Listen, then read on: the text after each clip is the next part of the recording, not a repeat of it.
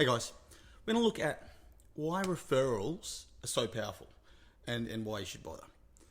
Well, before someone will buy from you, they need to go through 3 stages. Firstly, they have to know about you. If they don't know you exist, they can't buy from you. Then they have to like you. Then they have to trust you, and then they'll buy from you. Now, each of those takes different levels of importance depending on who the client is. They have to know about you. That's a non-negotiable, but that's binary. Either they do or they don't. How much they like you or need to like you and how much they need to trust you depends on the situation. But there needs to be a level of liking and trusting for any relationship, sales relationship, to exist. So the reason referrals are so powerful is if someone says to me, someone who I trust, use this person, they're really good. Straight away I know about them, which I did a second ago. I trust my friend or associate or colleague, therefore I trust them. Because here's the thing, if someone refers me a plumber and they leave a mess and stuff it up at my place, I don't blame the plumber, I blame my mate. You told me that person would be good. They weren't.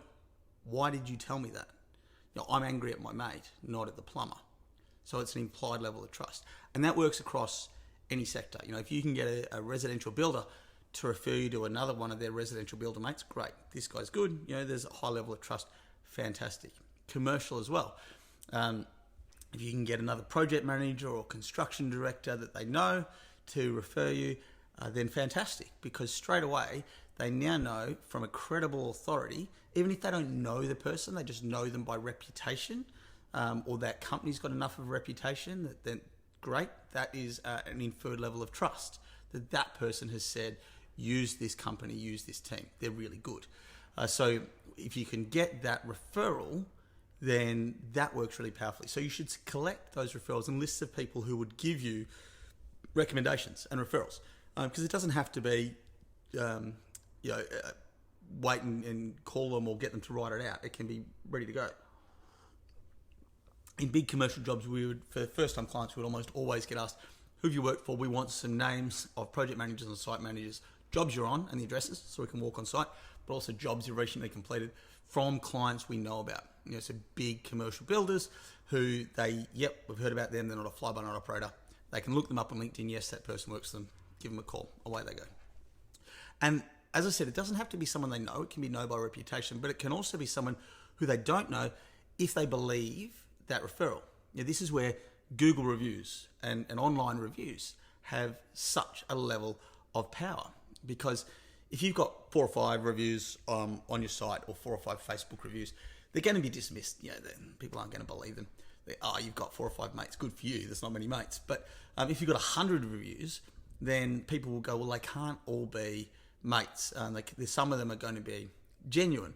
So they will go on and look at that. And if enough people say this is really good, and a lot of people will do what I do and sort by worst first and look at the 1 stars and what they say, and then scroll through to see what other people are saying, and depending on how many they are. And also look at the replies. How's that negative feedback handled by the business? Is it taken on board, or is it pushed back on?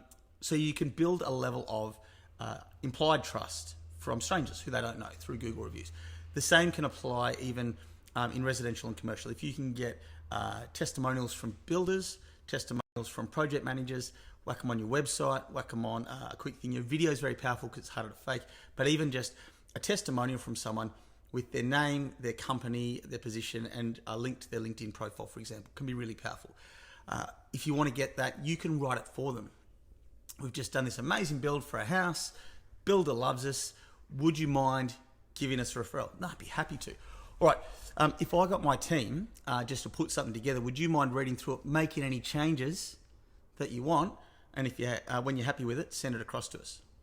Fantastic. They don't have to do any work. You get your team to write it up, sure, as long as you want. Email it across. They're like, yep, cool, because they don't have time to write it out, and it's there. If there's something they do or don't agree, I've got to say, 95 times out of 100, it just comes straight back to me. Yep, cool, no worries. In fact, usually it doesn't come back to me. I've got to follow them up a week later. Hey man, sent you that review for you to have a look over.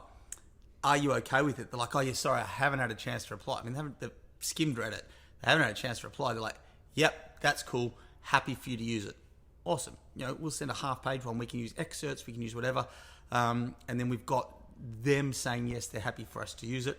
We can put that on our website, on our social media, and we can link it to a source who's you can go and check that this is that LinkedIn person or that website of that builder. That sort of referral builds your credibility and builds that level of trust that your next clients have got with you. So always look for how you can build that credibility through those referrals and how you can build that level of trust with your next clients. And it is a supercharged tool for building your credibility. All right, guys. See you soon.